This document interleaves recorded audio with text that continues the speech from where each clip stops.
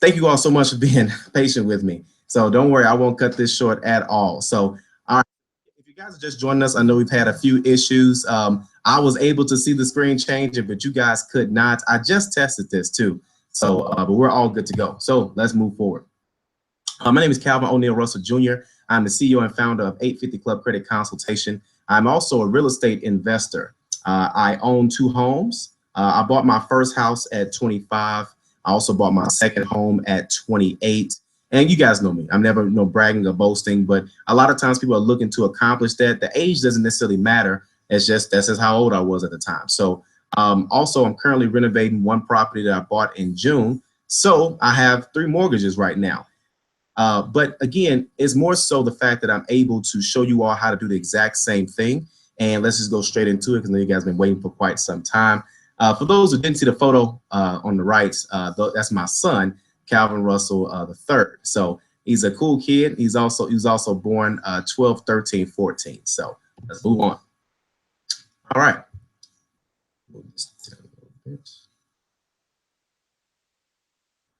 Perfect. All right. So now, why are you here? Okay. Now, here's the deal. I know you guys are here for about five different reasons. Okay. Let me try this just to make sure we're okay with that. How's that look? Can you guys see that full screen? I'm hoping you guys can. So I'm gonna pull it up on my phone so I can see what it looks like. Thank you guys so much for keeping me in the loop too. I'm telling you, I did just test this. Not like I'm crazy. So, but either way, all right, let me move this down. Okay, perfect. All right. So now, why are you guys here? You're here for 5 different reasons. You want to learn about rental property income. That's to have monthly income coming in from a rental project or rental property that you have. Number 2, you want to own some multifamily units, not just making the money from them. That way you can pass it down to your children, or if you wanted to sell it down the line, you can do so. You want to create some new monthly cash flow. I'll tell you guys how I structured my building. Of course, there's a lot of different platforms that you guys can create monthly cash flow in, but you guys know real estate it's really simple. I thought it was complicated, but once I started getting involved, well, I had my own building, I should say, and I said, oh wow, I had no idea that it was I would say this easy, but nobody really could break it down like I wanted it to be broken down to me. And that's what I want to do for you guys this evening. So number 4, you want to purchase enough buildings to walk away from your job. That's doable, just so you guys know. It's not just a retirement thing. A lot of people, they're looking to have, a certain amount of money come in. Like you may be used to a certain type of income. Let's say if you're used to, I don't know, like $5,000 a month. If you have a certain amount of buildings and you have a certain amount of money coming in, then of course you're going to feel a certain way about it, right? I know some people still having issues, but I think they should be fine by now. How are you guys looking? I think you guys are pretty good. I got this. Okay, that was about 4 minutes ago. I think you guys should be good by now. Okay. All right. So let me flip this on this side. Now, for those of you that are on YouTube, you guys can actually just go live. So text me. Can you guys see everything okay now? Just someone shoot me a text, a screenshot, something like that. Are you guys able to see it by now? Also, if you're on YouTube, just go to live. So you'll see where it says just live streaming. You guys can get caught up where we are. So if someone could send me something like that, that would be awesome. I will move forward. I have it up on my phone too. Okay, let's see what we got. Okay. It says good so far. Perfect. All right, we'll move on. All right. So now number 5. You want to structure retirement through real estate. And that's what a lot of people do. And I don't want to overcomplicate this. I do apologize about the tech issues we had earlier. I mean, it looks good on my screen, so I want to make sure you guys can see it. But I mean, I don't want to complicate this in a sense where it feels like that you can't do it. You can do it. And I want to show you guys how simple this is. All right. So now step 1, do you qualify? Okay. And that's where we talk about, oh, good. Okay. So you guys can't see it. Perfect. All right. So now step 1, do you qualify? All right. Now, these are the ways that you can actually get on board with, having a rental property. Okay. There's 3 ways to do it. I would say the easiest way is going through an FHA loan. Okay. Now, if you go through an FHA loan, you have to have a score of anywhere between 580 to 620. Just so you guys know, this is not a Credit Karma score. Okay, they go by, of course, they go by your FICO score. And there's two ways to actually get this score that they see.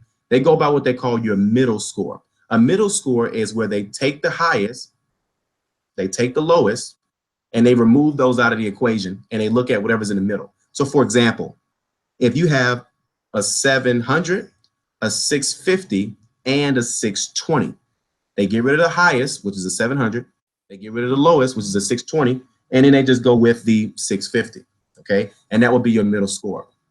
Now, this is where a little confusion comes in. Since you're looking for a home, you actually have a FICO mortgage score. A lot of people don't know that. You can purchase that score. I'll put the link down at the bottom. You guys, everyone here should probably get an email or something like that, but or you just go to myfico.com. You know, go to myfico.com, and if you purchase their 3 bureau, I think it's, if you go to their monthly plan or whatever. Now, I don't know if you want to keep it for after a month. It's up to you. That's the free way. I'm sorry. That's the best way to see the scores if you pay for it, because if you go to a mortgage lender, you're going to have that hard inquiry, which is not that big. It's not that many points, not that big of a deal. But before you start wasting your time, I'd recommend that you just go online, pay the money. It can range anywhere between $30 to $60 to see all 3 of your mortgage scores. And you can just look at it on your own. You know, if one score is 610 and one score is 580 and one score is 540, you know your middle score is 580. Okay. Now, if you have a 580 or lower, well, let's just say like this. If you have a 619 or lower, it's not that it's difficult to get the loan. It's just going to be more, they're going to ask for a lot more documents than as they would if you were like a 620. So anything under 620 is not necessarily more difficult. You just have to prove more items and things of that sort. They have a process called underwriting. And underwriting, what they do, they go in and they look at, you know, they try to figure out exactly, you know, is there anything wrong with your loan structure? And that's their job. They get paid to find things that are inaccurate. Okay, that's their job. And I say all that to say, honestly, let's go the easiest way is just get a 620 middle score, guys. It's not that difficult to get. A lot of people overcomplicate credit, but going with the FHA, you only have to put down 3.5%. Okay, and a lot of people don't know this is that you can purchase up to 4 units. So a lot of people don't know that. Okay, when I first bought my, well, me and my wife were looking in the market for a home. At first, we were looking for a single family home, and that's what normally everyone usually goes for. But one of my good friends, he bought, you know, he bought what we call in Chicago a 2-flat, but I'll keep the language easy. We call it, you know, it's a 2-unit. And I said, man, you know, we thought about that. But we was like, we don't know if we want to play the landlord game. But then we thought about the benefits of it. We went back and forth, and then we said, okay, let's just take a look at a few. And we liked, I think, like the 3rd or 4th one that we saw. And of course, that was the first building that we ended up purchasing. And I say that to say, you don't have to, it doesn't have to just be a 2-unit building. It could be all the way up to 4 units. So that's pretty cool. Okay. So now let's move forward. Now, conventional loan. Now, a conventional loan is where you're going to need 5, 10, or 20% down, depending on the lender. Okay. Now, you can get a conventional loan with a score under 640. You can. The thing about it is that you want to make things easier. I'm telling you, the higher your score, the easier it's going to be through the entire loan process. Okay. There have been some cases where, you know, lenders have changed their minds on clients. You know, just because of pre-approvals is just that. They can change their mind if they don't like certain things about your report, or if they have someone above them take a look at it and they change their mind. And then there's a lot of smaller lenders who can't take that much risk. Okay, you know, so I'm not saying that you should go to big lender. I actually have, I have mortgages with actually all of these. So that's why I know my first one was an FHA, second was conventional, and of course the third one, you know, was hard money, which again, I'll break that down a little bit later. So, but either way, conventional, you have to put down a lot more. And then of course, now the great thing about conventional is that there's something called PMI, and that's pretty much mortgage insurance. And that comes anytime, that's going to be on your loan. That's an additional, you know, usually it ranges anywhere between maybe, like I would say, usually it's under 1%, okay, of the loan amount. So I don't have to throw, again, too many numbers, we're talking under $100 a month, guys. It's not that big of a deal. But the reason why I say that is because if you go FHA, anytime you put less than 20% down, you're going to have that extra PMI. I didn't go over PMI because I didn't want to start confusing people, but don't worry, I'll bring it back up a little bit later. So, but either way, anytime you put down less than 20%, you're going to have that extra less than $100 monthly payment on top of your mortgage payment. Okay. And then of course you have the hard money. Some people call it the BRRRR method, and that's buy, rehab, rent, refinance, and repeat. I got another friend of mine who did this process just recently, and he bought, I'll keep the numbers easy. He bought the building, I think for, I think it was like 200 and some change. I'll keep the numbers really easy. He bought them, let's just say he bought the building for $200,000, and he put some money into it. Let's say about $40,000 he put into it, and then it ended up appraising for, I believe, about $270. Okay, so in this case, he was able to do what they call a cash out refinance, which means that since he was all in at a certain amount of money at $240, then of course the building was actually worth $270. That's a $30,000 equity position, which means that when he refinanced his loan at that amount of money, the bank cut him a check for 30 grand because now the building is now worth that amount of money. So again, that's another webinar for another day. There are webinars just on that, hours long, okay, on how to do a process like that. Now, that's a higher interest rate loan at first, okay? And they usually want about 30% down. And of course, you got to have the rehabbing done by a contractor. In most cases, they're going to want a licensed contractor, okay? But again, that's another webinar for another day because, and again, first off, you can't even live in the building when you're doing stuff like that. A lot of hard money lenders don't let you even live in the building when you're doing stuff like that unless you refinance it. So this is just another method if you already have a home, because some of you guys already have a home, but you're looking to purchase a multifamily building. And if you already have an FHA, then you would have to refinance your current FHA to a conventional, okay, and just pay the closing costs. Otherwise, if you keep your FHA and then go into a conventional, you now have to come up with, that bigger down payment. So again, I don't want to overcomplicate this. The easiest way is to just go FHA and make it your first home. And I'll break down to you guys how I did it, because that's how I did it. Okay. So, but now some of you guys may say, okay, do I qualify? Okay. And that was, we kind of went over that just on the last one. Here's the deal. I know a lot of people, you guys are looking to find out, okay, what if I don't qualify? Can I find someone that can help me? And you guys can. A lot of people, the problem is that a lot of people call themselves credit professionals. Okay. And I think that's a problem, because a lot of people are saying that they can help you. I'm not saying that they can't. I'm sure people have good intentions. But before you seek help from a professional, you got to at least ask yourself these few questions. Okay. Number one, has the person that's trying to help you, or quote unquote helping you, have they accomplished what you're looking to accomplish? Okay. Number two, what's their current credit score? Okay. That plays a role, because if you got people that that are telling you what to do, but they haven't accomplished what you're looking to accomplish, and they don't even have the type of score that you're looking to accomplish, they really can't help you, okay, like you want them to. Then, of course, do they have any client success stories? Like, who else have they helped? Okay. Number four, report to the IRS tax documents. Do they pay taxes on their business? Okay. And why is that important? Because some people are evading taxes, or it's not really a legitimate small business, or they could have fraud in the past. This stuff makes this, I'm telling you, you can't just pay anyone and just think that they're going to help you. It doesn't make sense. Number five, can they walk you through the property buying process? Okay. Can they do that? All right. And you most definitely want to find out, if they can help you do something like that. Also, are they educated on credit, or are they simply just sending dispute letters? Okay. Now, there's nothing wrong with just sending dispute letters. The problem is, let's just say everything goes the way you want it to. If it goes the way you want it to, and you find yourself, you know, having that score that you wanted to have, can they, where do you go from there? Can they help you buy that building? Can they help you find the right agent? Can they answer any questions? You know, so my question is, if they don't own a home, how can they help you buy a home?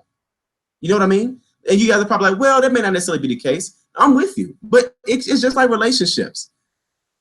A lot of people give relationship advice and they can't keep a boyfriend or girlfriend. So this is the exact same thing, okay? You know, so, but either way, I see that you guys have, okay. I can see the live chat as well too. Good God. Okay, all right, I do. Okay, I thought FHA loan had PMI no matter what percentage you put down. Now here's the deal. So just so you guys know, if you guys have questions put them in the live chat. If you guys are on your mobile device or a tablet, you're gonna see where it says live chat. Okay. So now just type down at the bottom. All right, and then I'll try to answer as many questions as I can. I do like the fact that you guys can see the chat. So we're good to go now. Everybody's good to go now. All right, so now I'm excited. All right, so okay, let's see here. Let me answer. I'm gonna answer a question here. Okay. He says, I thought a FHA loan had PMI without, I'm sorry, no matter what percentage you put down. So now FHA itself, the minimum for FHA is 3.5% of the purchase price. So if you're looking at a 2-unit building, let's say $100,000, then of course you have to put down, $3,500, which is 3.5%. Now on top of your monthly payment for the mortgage itself, you're going to have that monthly PMI. Let's just say the PMI is, let's say $100. So it's not going to be 100, but in some cases it can be. But anytime you put down less than 20%, which wouldn't make sense to put down, if you're going to put down 5%, you might as well go conventional. But keep in mind, anytime you put down less than 20%, you're going to get that PMI anyway. So again, to answer his question, you're going to get PMI anyway if it's an FHA. So it's pretty much, it's technically not even, I've never seen anyone go FHA and then put, 5 or 10% down. It doesn't make sense. You might as well go conventional. Okay. Now you can always refinance as well too down the line, depending on your lender. Sometimes you can get rid of the PMI if that makes sense. Okay. So let's see here. Does an FHA loan require you to live in the property? I thought that was a requirement. It is a requirement. You most definitely have to have, well, you're supposed to. That's what they say, you're supposed to, okay? And again, this is gonna depend on the lender. Legally, most lenders that I've dealt with, they want you to live in the property, which wasn't a problem for us because our first property, my first house, was a 2-unit building. So if you guys are already homeowners, okay, and you guys want to, I've seen it where some people, they'll have a conventional loan. They'll have an FHA loan that they live in, a single family. They'll refinance that to a conventional. And now that frees them up to have an FHA. You can only have one FHA per social security number. A lot of people don't know that. So why would you have a home and then have an FHA loan and then, try to refinance to a conventional when you have, you want to do that so you can put down less money. Now, answering her question, she says, don't you have to live in the property? Most lenders will tell you that they want you to live in the property, okay? But honestly, they're only doing that just to make sure that the mortgage gets paid. So they feel like if you're there, you're gonna take care of the property. You won't do any type of fraud type of stuff, okay? So now here's the deal. Now another question too. My banker told me that that you ain't gotta live in the house. That you can get an FA loan. Okay, let me read this again. My banker told me that if you ain't gotta live in the house, then you can't get an FHA loan. Let me just let you guys know what the answer is. Okay, legally, they want you to live in the home. Most lenders want you to live in the home. When I bought my building, they told me that I had to live in my building for 5 years. Here's the deal. Nobody comes and checks to see if you still live there. So I'm just being honest, okay? Now, I don't know if it's necessarily illegal, but that's what the contract says. You say that this is gonna be your primary resident. Now, just so you know, I still own the building. And the reason why they do that is because, again, you're giving them 3.5%. That's not much skin in the game compared to a conventional property, okay? Now, when you have a conventional property, you know, they don't really care too much because you put down 5, 10, or 50, I'm sorry, 5, 10, or 20%. But if you have an FHA and you put down, you know, 3.5%, okay, then that's when they say, okay, it's pretty much a luxury. So if you got that low down payment structure, they say, okay, can you at least live in the building for 5 years? And really, they just don't want people to be investors and come in and, you know, and try to shape the community and things of that sort. So it's a lot that goes beyond it. But is it that big of a deal? No. My lender told me to be in the building for like 5 years. Okay, we left the building after 3 years. No one knows. I mean, it's not, and it's not that it's illegal. It's more so the fact that, you know, I think it's more of a contract type of deal. But the building is still in my name. So just because it's not my primary residence, honestly, I don't really think they care, you know, because as long as the mortgage gets paid, it's not like I took advantage of the low down payment structure and then tried to sell a home. I think that's where it's going to be an issue. If you have an FHA and then you take advantage of the low down payment, 3.5%, and then let's say after a year you move, okay, and you sell the house, okay, I think that's what they don't like. So I still own the building. So whether I live there or not, the mortgage is getting paid. And at the end of the day, that's all they really care about. Does that make sense? Hope so. And it says nobody checks. As long as you have a mailbox, that shouldn't be a problem. That's right. So, all right, you guys got it. Perfect. By the way, any questions you guys have, put them in the live chat. I got my phone right in front of me. All right. So also, now, do they have a website? Working with a credit professional. Do they have a website? Is their website secure? Make sure you guys look at that top left corner of their website. Make sure it's secure. You want to make sure that your information is not being floated around. There's a lot of scams out there, guys. You can't just be doing business with anybody. I know I'm not perfect, but I got my stuff in order. I'm not saying that you necessarily have to go with me. You can go with whoever you want to go with. Just make sure that they meet this criteria. And of course, last, are they FICO certified? Ooh, that's gonna be hard to find. All right, good luck with that. All right, so moving on down the list. All right, so now step number 2. Your budget, okay? So now what can you afford on a monthly basis, all right? Now, the easiest way to do this, I use the Quicken Mortgage Loan Calculator app, okay? Now you guys the app is free and you can download it for Android, Apple, and it's pretty cool because you can kind of, you know, you put the numbers in. I like it because it has a space it does the PMI for you automatically. And now PMI can range, just so you guys know. Again, PMI is an additional monthly payment added to your mortgage payment, okay? So let's say if your mortgage is, let's say, $700 a month, with your PMI is normally going to be somewhere around 1% or lower, okay, depending on the lender, okay? The safe number is about, let's just say, under $100. It's going to be under $100 or so, depending on how much. Now, it could be over 100 too, depending on if you go over, let's say, 2 to 3 units. Okay, if you go on 4 units, of course, it's going to be higher over $100. But either way, just know that it's going to be around 1% of the purchase. Of the final loan amount.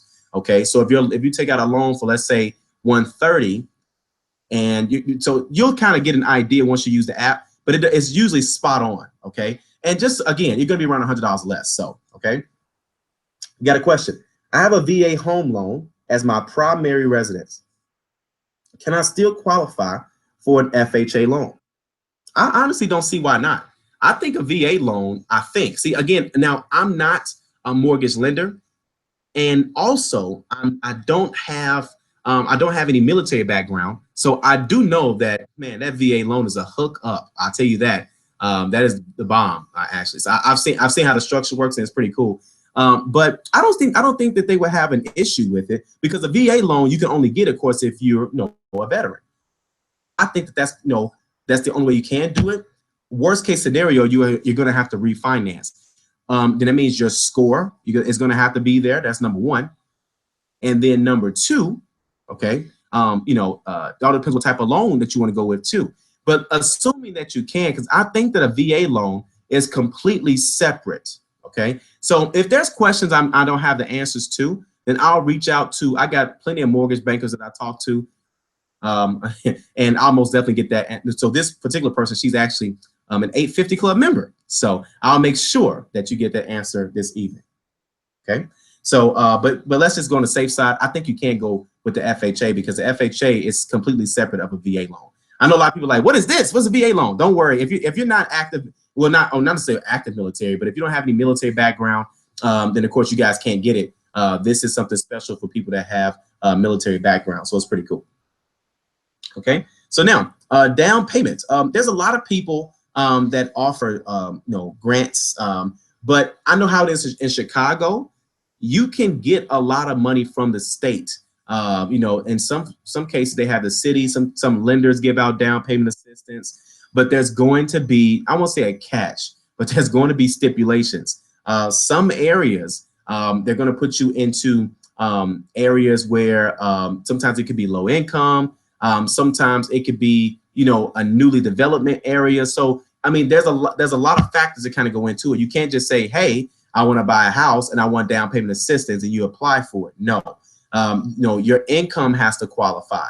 The house has to qualify in the area that you're going to be living in. Okay. Because remember, they know where people are living. They want to put you in a place where, especially if they're assisting you, they want to put you in a place where a lot of taxes are not being paid. If you're in a neighborhood where a lot of people are not working, then there's a lot of taxes that are not being paid. Hence, the potholes won't get filled. The schools will have, issues with them, things of that sort, because there's not a lot of tax dollars funneling through the community. So they're going to most definitely try to have you in that type of situation. I mean, it makes sense, but either way, just beware, of a lot of grant programs. It's not, all of them are not like that. I know we have a lot of people, nationwide on this webinar, so it could be different for your city, your state that you guys live in. But just keep that in mind, is that there's going to be some type of stipulation. Okay, I know for a fact that there's going to be a time frame limitation as well. Now that is more local, so they may check on it. For example, I had one of my clients got into a program where they gave her all of the down payment money, but they told her she had to live there for 7 years. I could honestly see them checking up at some point around, 1 year, 2 years or something like that at some point. I can honestly see that because, I mean, they just gave you $7 grand, for a down payment. So again, when you start moving further down the line with this type of stuff, you'll start, just ask questions. Just say, hey, listen, what type of first time home buy grants do you guys offer as a lender? And I'm telling you, there's going to be stipulations with it. It just won't just be free money for free and you can just stay where you want. Just being honest. Okay, just make sure. Now, if there is something out there like that, I mean, by all means, that's awesome. But I'm sure there's going to be some type of stipulation as to how much house you can buy, what area you're going to be in, how long you're going to live there, that type of deal. If they even let you buy a multifamily unit, that's a possibility too. They may not let you do that. Down payment can also be money from parents, friends, or investors. Okay. Pay attention to the taxes. Now, a lot of people, they think they have to pay the taxes like they pay for tax on like a bag of chips or something. That's not the case. Okay.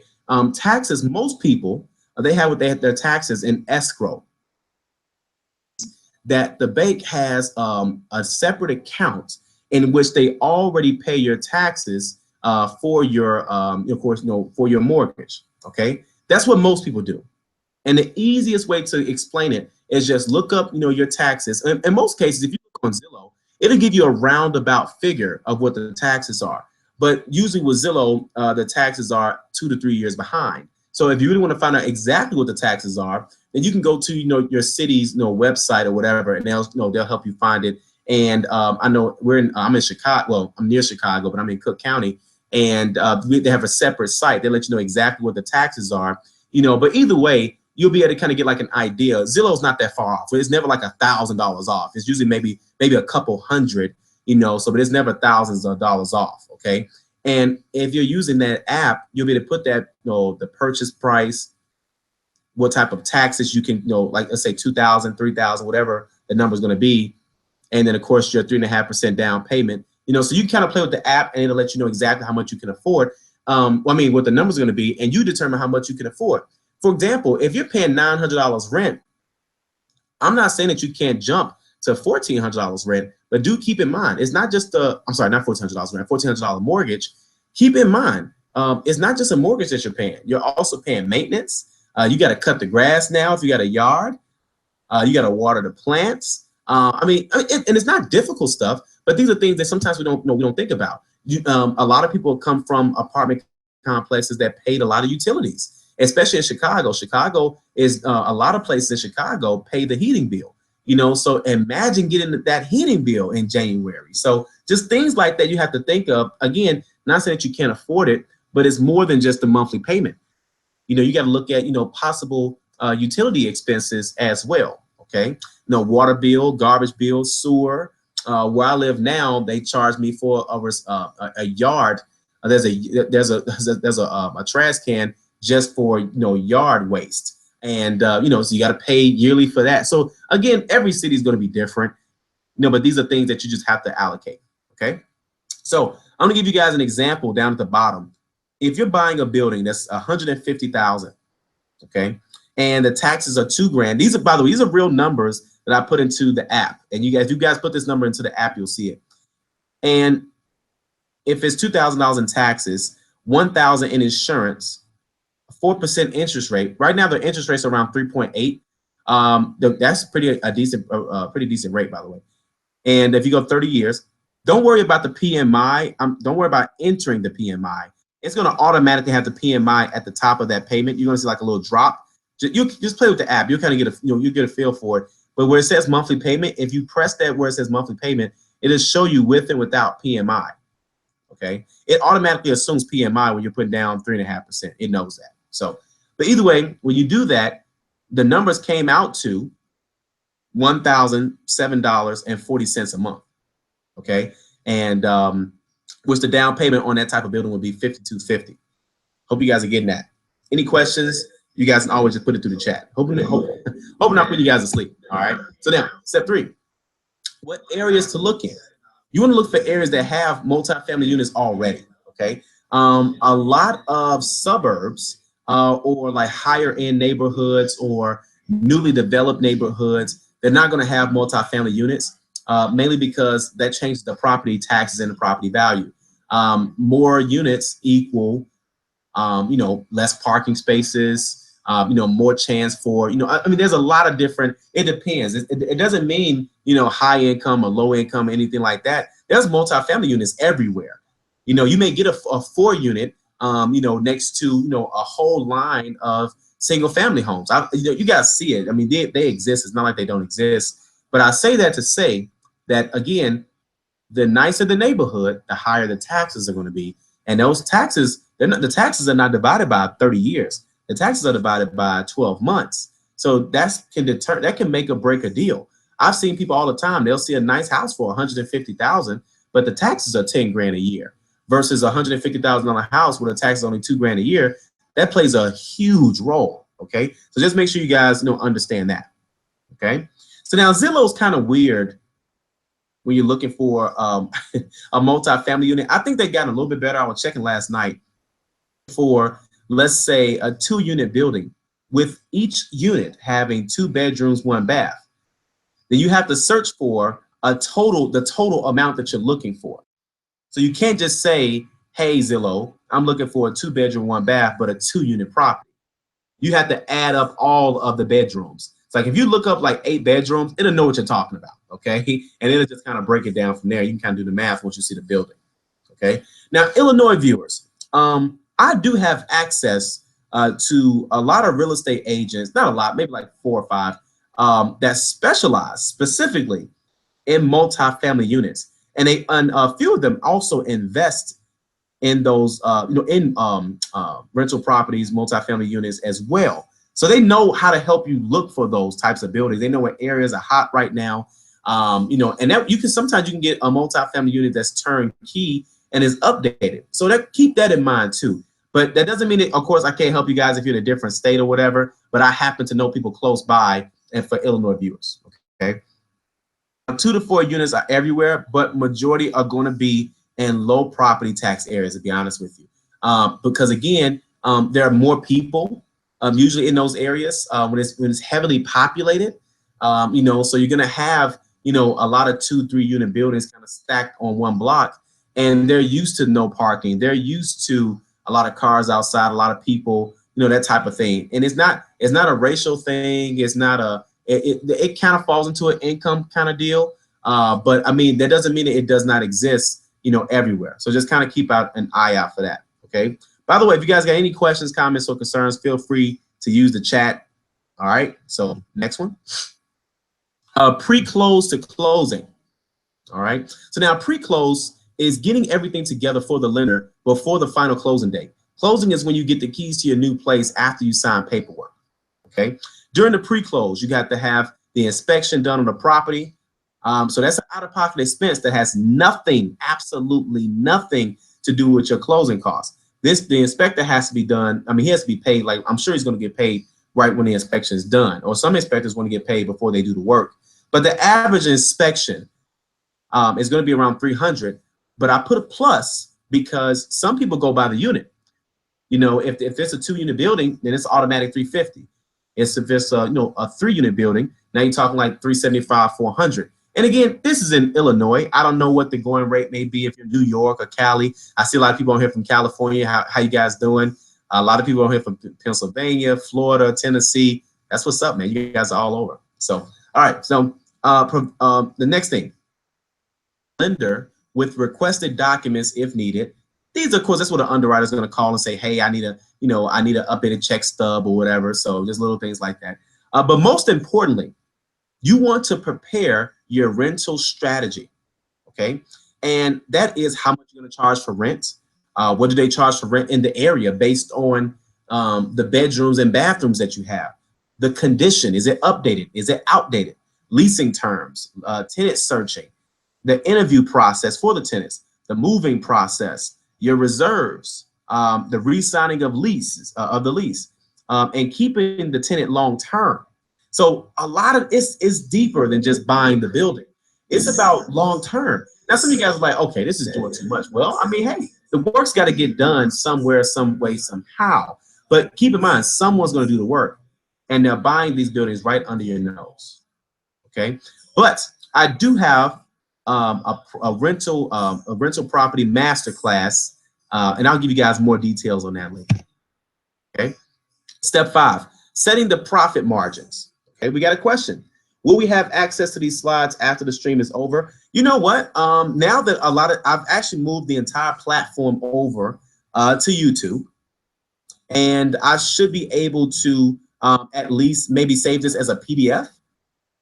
So for everyone that registered, so here's the only way you guys can get it is if you do it, if you guys register by your email, okay? Some of you guys were able to see it live on YouTube as subscribers. I think I have some of you guys' emails, but just go to my site, and if you guys, sign up for like the free ebook or something like that, or just shoot me the email. Matter of fact, if you put your email in the chat, I'll make sure that you guys get it, or you guys can go through any of my videos, go through the description, and you'll see my email. Just email me your email, okay? Or you can shoot me a text with your email. I mean, like, you guys can give me your email in kind of way. But yeah, what I'll do then, I'll give you guys the slides. How about that? Okay. But at the same time, I want to make sure that I wrap this up real quick. I know you guys are, it's going later in the day. That would be great if so. I'll see what I can do. Oh, good. You guys are throwing that email in there. Perfect. All right. So you must decide what the goal is going to be. Okay. To make money, to break even, pay a small mortgage, make money. Here's the deal. If you want to make money, then you want to cover the mortgage and have money left over from rent. Okay. So now break even. Rent covers the mortgage. Okay. And there's nothing left over from rent. All right. Then of course you got small mortgage. That's where the rent doesn't cover the mortgage, but it makes the balance extremely low. Okay. Then of course, additional streams of income from property covered in masterclass. I'll break down additional ways you guys can bring in money, from the property. So, all right, just keep going. I will, will do. All right. So step 6, listing for rent. Okay. And by the way, let me know if you guys will need me to slow down. If you guys got questions, hey, let's do it. All right. So once you figured out the amount that you want to start charging for rent and such, you then want to start posting on online sites such as Zillow, Trulia, Craigslist. A lot of people are against Craigslist. I don't know why. Okay. Craigslist, I'm telling you, there's a lot of people, good quality people on Craigslist. Sometimes Craigslist get a bad rap. There's no guarantee on anything. Listen, I've interviewed over 30 tenants, okay, for a 2-unit property. And this was at different time frames too, because me and my wife, you guys will see shortly, we stayed in the building at first, and then we had a tenant on the first floor. We were on the second floor. So then after that, what we did was we decided to, of course, buy another home, put a tenant in the second floor. We had to start the whole process over. So I forgot, and I think she found it through Craigslist, okay? And but everything ended up working out. So again, that's where the interview process is going to come into play. But don't worry, I'm gonna show you guys what to say, what questions to ask during the interview process. All right, your story. This is an actual photo. And for those who live in Chicago, that's how a lot of two flat buildings look too. So they all look not the same, but they got the same structure, the big box, right? So, but either way, that's a real photo of my actual property. And we stayed on the second floor. And I'm gonna see if I can move my mouse if you guys can see that. So let me see here. I think you guys can see that. So, but either way, we stayed on the second floor, and my tenant stayed on the first floor. Okay, so we're just gonna use this as an example because this is a true story. Oh, good, you guys can't see the mouse. Okay, I saw it. Mine's kind of delayed, but either way. So right here, you guys can see that the mortgage was $1,000. Now these numbers are estimated, but I want to keep the numbers simple. Okay, but this was like pretty much close. Okay, the mortgage was $1,000. Okay, and then so of course you want to charge the tenant if you can, if the area allows you to do so. You may be in a situation where your mortgage far outweighs the area average for what you can charge your tenant. Now it's not a matter of what you can charge them. It's just a matter of the area. That these people are not stupid. If they're looking at one place, they're going to be looking at a place down the street. So you have to be a fair market value. But then another thing, though, too, is that some people pay a little bit more based on the amenities. So that plays a role as well. Okay. So let's say, for example, the mortgage is $1,000, and then of course the tenant pays $1,000. Okay. So now you got an extra $12,000 a year coming in. Okay. So now the new mortgage in this example is now $0. All right. So now you have options. Don't you love options? Everyone loves multiple choice. Now you got multiple choices. So you can either pay your mortgage off faster. Think about it. If your mortgage is $1,000 and you use that tenant's money to put on top of the money you're going to pay anyway, you can now turn a 30-year mortgage into a 15-year mortgage. Isn't that awesome? That these are things you guys got to think about. Or you can save the money. You can save it for a vacation or, whatever. You can invest it. You can invest it into another property. That's what we did. We saved up our money and we said, okay, we're just going to buy another building and then we'll just rent out the second floor. And that's exactly what we did. Or you could pay off other items or debts. Think about it. A lot of you on here right now, you're looking at this and you guys got student loans. Some of you guys got $20,000, $50,000, $80,000 worth of student loans. This can imagine how quick you can pay that stuff off. Okay, we're talking about a realistic time frame. If you have an additional $1,000 a month coming in, and let's say for example your student loans is like $50,000, that's going to take what, like 4 years, maybe 4.5 years, to pay that stuff off because you're hitting it with $1,000. You're not doing it with that chump change they're asking you guys for. And I'm not saying it's chump change because again, some people are paying like $600, $700 a month. So, but my point is that you now don't have to worry about that and you'll be done with them instead of having on the plan that they got you a lot of people on. They got people on a 25-year plan, but the math don't work out. So either way, we're not even going to get into student loans. That's a whole nother webinar. Okay. So now, just so you guys know, banks will let you own up to 10 buildings per social. Okay, that's now again that could be, I don't know if there's an Illinois thing, but so make sure you check with your lender. But I know for so far Illinois, they will let you have up to 10 buildings per social. This is where people normally get a business name and they start another business, so things of that sort. I don't know what the cap is for a business, but this is just for an individual. Okay, so question: I got a lot of debt, ready to pay it off, got to get more money. Absolutely. Absolutely. So and that's listen, with this type of structure, guys, it's doable. when you got an extra $1,000 a month coming in, you can start attacking a lot of that debt, and people have to have somewhere to stay. So keep that in mind, okay? So number one, you can purchase up to 10 buildings, which I just mentioned, and you can profit on, let's say, for example, let's say if you own 5 2-unit buildings, okay? Now you're probably like, well, Calvin, how in the world can I do that? Well, if you buy a 2-unit building every 5 years, and you started, let's say you started like 30 or 35 or whatever, I mean, it's doable. It's not like it's gonna take forever. You can even do it every 3 years or whatever, okay? But let's just say you do that. 1 2-unit building, you're not living in it, is now bringing in $2,000 a month, okay? Now, if you got 5 buildings, that's over $10,000 a month. If in a year, that's $120,000 a year, okay? Now, I got another question. Does a FHA loan always require 2 years of work history? I'm sure there's ways around it. Here's the deal, guys. This is what I want you guys to understand. If you guys get information from a lender and you don't quite like it, man, start another conversation with another lender. They don't have to run the second lender doesn't have to run your credit to give you basic information as like a question like this one. And again, this is a great question, by the way, because a lot of people, they'll be working with, and I see it all the time, they'll be working with a lender. And the problem is that lender will tell them X, Y, Z, and they think that, okay, that's how all loans work. No, it does not. I have a friend of mine who got pre-approved. They gave him a pre-approval for up to 130. He went to another lender. They gave him a pre-approval up to 180. Everything was the same. So, I mean, so that's always something you guys got to look at. Okay. So, I mean, it's okay to talk to another lender. They're used to answering questions. They getting paid they getting paid salary or whatever. But I mean, again, or commission or whatever. I mean, come on, they can answer a few questions. Okay. They ain't got to run your credit every single time. And lenders can see when other lenders run your credit. They're going to ask and say, hey, listen, what happened with this other lender? Let me know so I don't make that same mistake. Or are you working with multiple lenders? I mean, no, so you just, again, it's nothing wrong with asking questions. All right. So now, next question. What is the time frame on which you can purchase your next building? It's really up to you. Here's the deal. You really got to ask yourself, what's the next building for?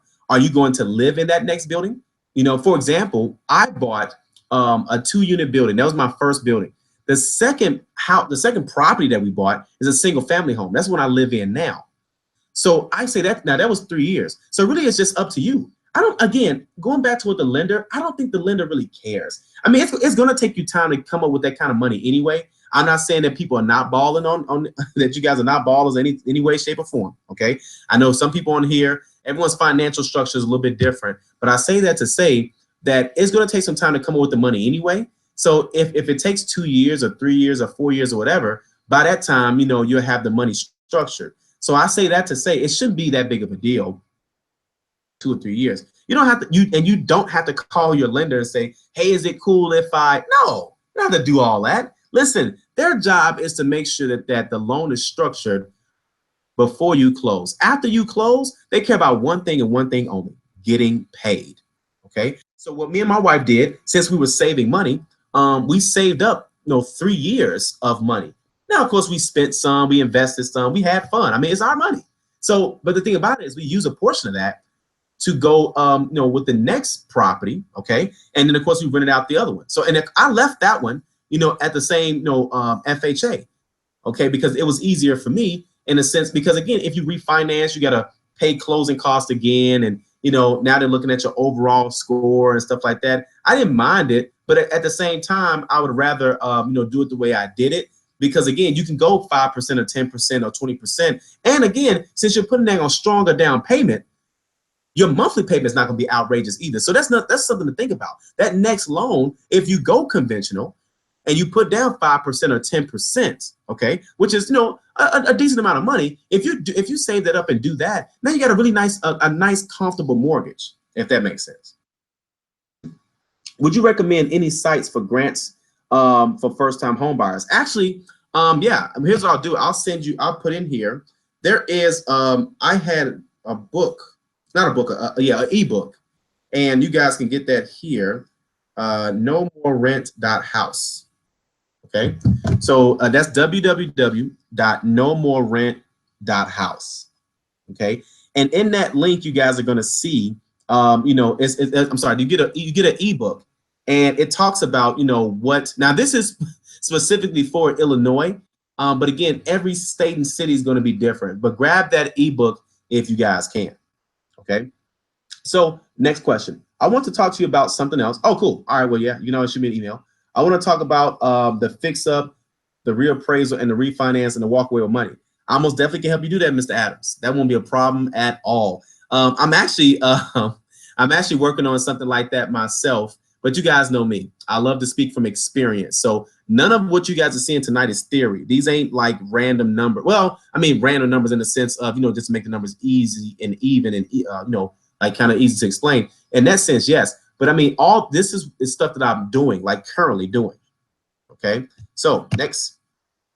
All right. So now local and nationwide. We're gonna be wrapping up here. Okay. And we're gonna get a couple more slides, like literally like one more slide on this. So the first thing you want to do, guys, you want to get qualified for the 2 to 4 unit. Okay. Where is your credit score where it needs to be? If not, guys, I can help. Okay. Here's what I'll do. I will take a free quick look at your credit report and score. That's not my business line. That's my personal cell number. And I promise you, I will answer it. Not tonight, but tomorrow. Okay. So if you want to text me, the way I know when you're going to be calling me tomorrow, that's fine. But that is my personal cell number. And I'm sure the text messages I'm seeing text messages come in already. Okay. So either way, I'll take a quick look at your report and score just to see, you know, where you are. I'll at least take a look at it and say, hey, you can buy a house. Go ahead, do your thing. But if you can't, then of course we'll talk about the next step. So people that are local, if you already meet the qualifications, like you think your middle score is 620 or above, okay, it says message me your phone number on Facebook. We'll do, Mr. Adams. You got it. Well, actually, no, this is my number here, Mr. Adams. If you can see it, yeah. So it's to the left right there, that 815 number. That's my personal cell. I'll put it in the chat as well. So that is my personal cell number, you guys got. So it's in the chat now. Okay. I know my wife is like, you got to be crazy putting your cell phone number. No. I mean, listen, I quit my job to help people. So listen, you guys got me. Let's do it. All right. So now, so yeah, if you guys are local and you already meet the credit score qualifications, but you're not sure where to start, you say, okay, Calvin, you know what? Let's get this going.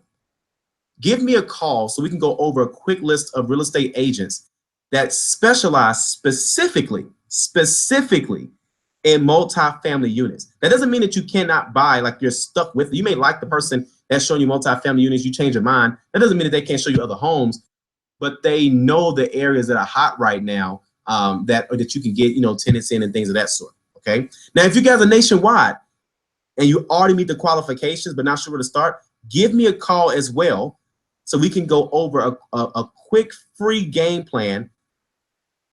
Okay. Now, this won't be like a full game plan like my clients get, but you guys at least have an idea of where we need to go from here. Okay. So now I do have a rental property masterclass. Okay. Oh, I do. Let me see this question right here. Okay. How long do you need to hold on to an FHA loan and before you can refinance to conventional? That's a very good question.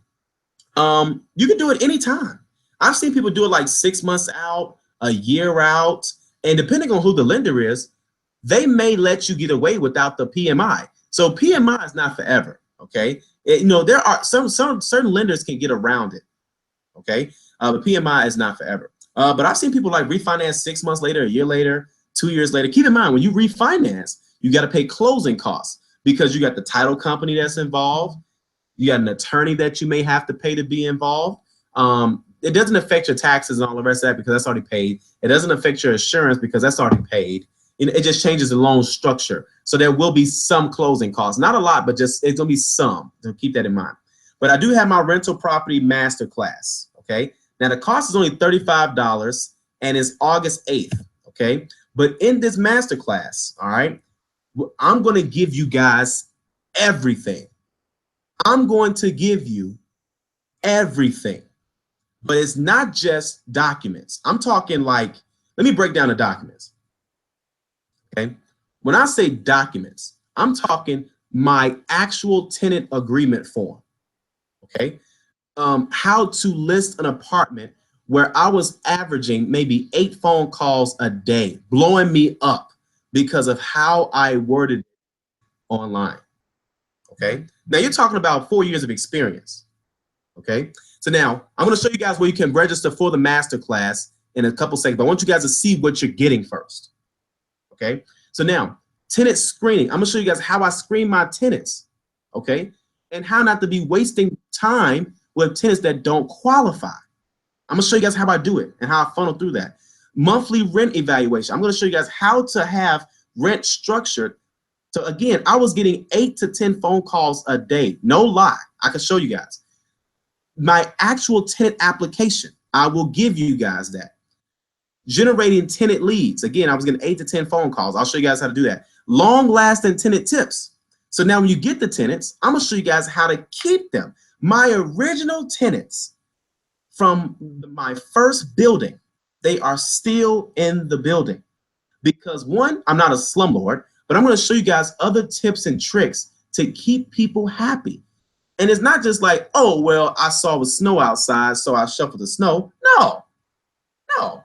We're talking about things that I'm talking is bomb. It's like the bomb, okay? Rent to reserve system. People don't even know what that is, okay? I'll show you guys what that is. A full Craigslist strategy. That way you're not getting all the people, the unqualified people. Like what to say on the phone within the first 90 seconds to see if they're worth even coming to see. Because like, here's the deal.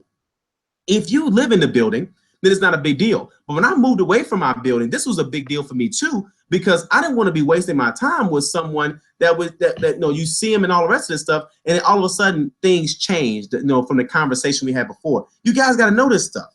And a quick and qualified strategy that you can go with. Okay. So, all right. So now you can buy that now for just $35. Okay. It's not a month, it's one time. And you guys are, and you will be registered. $35. First off, where else can you find this type of information? I'm not trying to sell you guys. I'm being for real, because I was looking for this. I was looking for something where, you know, I didn't care if I had to pay or not, but I'm like, man, I feel like I'm out here by myself. I had to talk to my friends about it. So now we're kind of guessing on it, right? We're guessing, but now you got 4 years. I got the same tenants, the same ones. I'm telling you, because of what I've done, it keeps them happy. Okay. Now, you guys got it between now and Saturday before the price goes up. But for right now, it's only $35. Now you can go do that right now at the 850club.com/rental. Okay. And I'm going to, again, it's going to be Q&A style. Nobody will have it won't be an open platform like this. Like, this is an open platform. Anybody can get registered. No, no, no. This will be like serious people. I'm not talking about, like, you know, and now just so you guys know that you're not serious. Okay. It's just a matter of, because there are some people that's watching this right now. I was like, oh, I knew I was going to have to pay for something. No, don't think like that. This is very detailed, because this is something these are questions that you got to figure out when you finally get to that point. So you can either Google it, keep trying stuff. You won't have that kind of time. I'm talking about within a week or two, you already got your tenant lined up. Now you probably say, well, Calvin, what if my score is not where I need it to be? We still need to get this out the way. Listen, there's no guarantee that any of us are going to be here 10 years from now, 20 years from now, next month. I'm not trying to be negative. What I'm saying is that we can't keep putting things off. Forget the money. It's about getting the information. That way you guys won't be having to look for the information. The information is right here in front of you. Okay. So that's how you guys can get to it. The 850club.com/rental. The page is already ready for you. You guys can make that payment and of course, you know, be able to get on board. Okay. Mr. Adams say, don't mind paying $35. Absolutely. Who don't got $35, right? And let me see if I answered all the questions. You're a blessing. We need more like you. Much appreciated. Let's see what else. I think that answered all your questions. So before we wrap up, I know a lot of people been jumping on, jumping off, jumping on, jumping off. My goal was to get this done in like 20 minutes or half an hour. Clearly, I went over that. So since we're still here, let me know if you guys got any questions, comments, concerns, any of that. Questions, comments, concerns. Go ahead and put those in the chat. If not, we're going to wrap up. Okay. And I want to show you guys what you're getting again for $35. And again, it's not just, just so you guys know, it's another webinar. Okay. So it's going to be just like this. Of course, private, of course, but I'll be able to answer your questions, and I'm going to go detailed scripts into what you're going to be like, exactly what I did step by step. Okay. It's going to be really simple. Okay. So it says, I'm having a problem getting to the site. All right. So let me just check my phone, and I'm going to see if the site works on my end, and make sure you guys put the site in right. Sometimes we, okay, I had to leave after I asked the VA question. Did you answer? If so, I can listen to the reply. Oh yeah, absolutely. I did get a chance to answer it, Ms. Lawson. So you should be able to go back and check that out, and that won't be a problem at all. So, but to answer your question again, though, can you have a VA loan and an FHA loan at the same time? From my understanding, a VA loan is not the same as an FHA loan. Okay, so I believe that they're two separate loans, and if that's the case, you should have no problem still getting an FHA. That's just my understanding, but I would verify with the lender or banker first. If you shoot me an email, then of course I'll see if I can get you some information. But if you're in a different city or state, man, but no, actually these are government funded loans, so actually the city or state shouldn't matter. But I can get that information for you. Put your email in the chat if you don't mind, or you can send me a personal email with your email, and I'll make sure you get it. Okay. Awesome. All right. So that is that wraps everything up. Do you guys have any other questions, comments, or concerns? Make sure you put them in the live chat. Who's still with us? Did everybody bounce off? Wow, you guys are still here. Man, thank you guys so much for sticking around. Not saying that you guys will fall off, but I mean, this is like so awesome. So any questions, comments, or concerns? I know some people, come on, if you got that question, don't wait on someone to just ask it. Can we see who you got? Site's still not working. Really? Okay, all right, guys, hold on one second. I'm going to bounce out of this, and I'm going to now go to the site.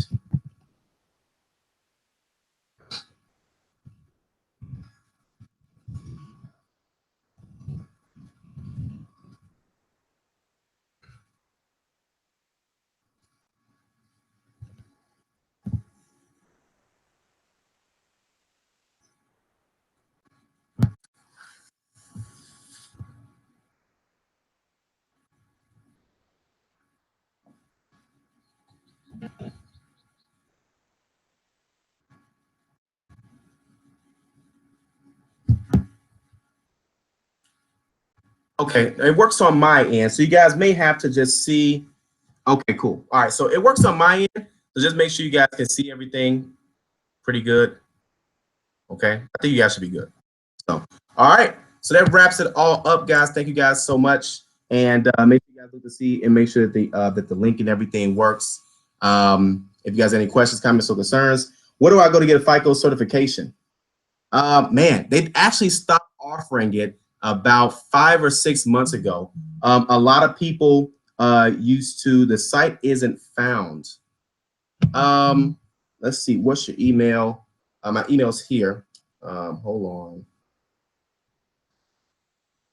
on. Okay, I'm getting receipts already. So people, wow, you guys are like buying this. Okay, not necessarily. I mean, so quickly in a sense of it's working for some people, but for some people, they're not able to see it. Okay, people are calling me now. So let me, okay. Got it. Okay, cool. All right, perfect. All right, so you guys are all set. I'll see if you guys are having any issues. I'm going to send out an email anyway with the link or a better link, but it popped right up for me. So make sure you guys are spelling everything correctly. So am I thinking of building a team for credit repair? I would like to start my own and love your teaching, Callie. Not a problem. So we can always talk about it for sure. So, but yeah, of course, I'm in Illinois. We can always work something out. My score needs some help. Do you offer a discount to buy your credit repair? I can, again, my prices are pretty affordable compared to what I've seen out there. I'll give you guys my link as well. But I'm telling you, let's see here. They're pretty affordable for what I've seen in the market. And I don't even, the problem is people, they're so caught up in charging people a lot of money. But the problem is that they don't even have the results. You guys got to see the results, okay? And I'm all about results. I'm results driven, okay? So testimonials there, and we should be good to go, all right? So that pretty much wraps everything up for me on my end. If you guys any other questions, comments, or concerns at all? Yep. Okay, we're all good. Set. Good. Perfect. All right. Perfect. All right. Well, if you guys got additional questions or comments or concerns, you guys can always shoot me an email, things of that sort. But listen, let's move this on to the next step. The next step is, of course, going to the mastery class, and that way we can go ahead and you guys get all of the documents, the real documents that I use, the application, the process, how to list it. I'm literally going to show you guys how I did it. My listings are still, they're inactive, but I can, with the click of a button, I can activate that. So, but either way, shoot me an email if you guys got any questions. Thank you guys so much. Have a great night. Take care. God bless. And I'll see you guys on the next video, next webinar.